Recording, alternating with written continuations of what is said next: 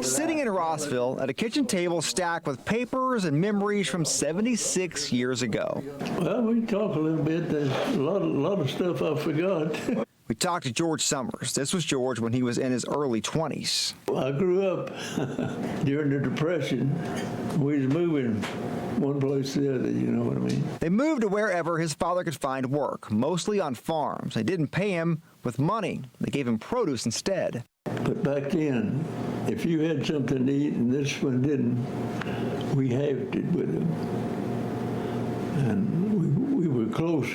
I mean, close people back then. He grew up in Marion County. His dog tags say Victoria, Tennessee. They was part of you know what I mean? You can hear them rattling when you're walking.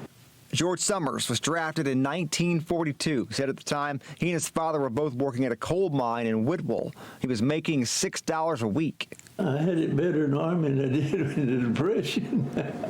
He said the food was not good, but they fed him. He was in the Army Air Force, and he was moved to the combat engineers. He spent the war behind the front lines. We only had to worry about was snipers. That's all we had to worry about.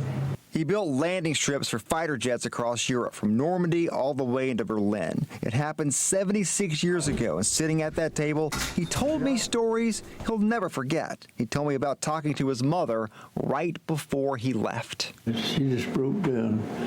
I told her, I said, I'm going to promise you one thing. I will be back.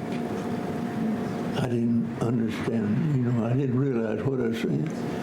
But I believe the Lord kept my promise there because I come back. George Summers came home from that war in November 1945. It's something else to say. It's educational. You learn a lot about people.